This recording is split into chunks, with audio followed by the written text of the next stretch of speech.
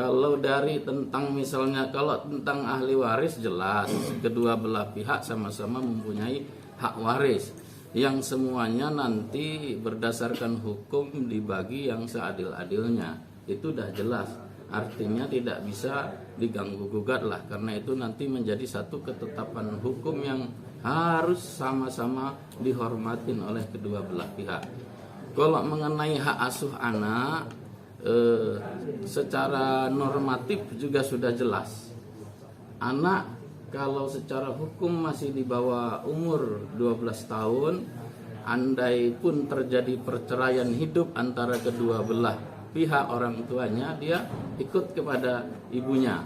Tentu pasti itu. Nah, dalam kaidah usuliyah, dalam kaidah hukum Islam, ketika ibunya meninggal, bahasa kitab fikih manapun menyatakan diasuh oleh saudara kandung ibunya. Itu bahasa kalimat hukumnya.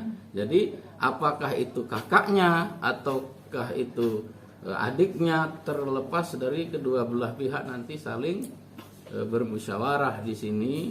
Namun itu saya menyampaikan pendapat secara hukum, tapi tidaklah kaku berdasarkan hukum dipahami secara kaku, karena bermusyawarah itu lebih baik. Prof, tapi apakah mungkin Prof dua pengadilan memutuskan hal yang sama? Tidak dua pengadilan ya. Pahamin dulu. Penetapan hak waris untuk dapat menjadi salah satu peserta yang mendapat waris. Itu dulu.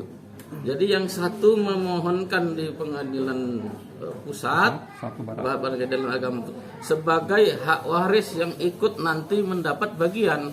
Yang satu juga memohon penetapan untuk menjadi orang yang ikut mendapat bagian karena anaknya. Nah, setelah sama-sama ditetapkan sama-sama punya hak waris, tentunya secara hukum ini kan harus ditetapkan. Secara kekeluargaan kita udah tahu nih, dua-dua punya hak waris yang sama gitu. Tapi kan harus ada kekuatan hukum yang mengaturnya supaya tidak terjadi kerancuan di situ.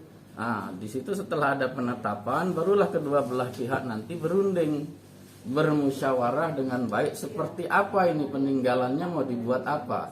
Ya, kalau secara aturan hukum Islam jelas apakah ada utangnya, apakah ada sangkut pautnya dengan terkait tunggakan-tunggat apapun, itu harus diselesaikan dahulu. Ada wasiatnya apa yang harus diselesaikan, ditunaikan dahulu. Itulah gunanya adanya musyawarah antar keluarga. Saya rasa ini ya yang baik dan tepat. Saya rasa musyawarah adalah solusi yang terbaik.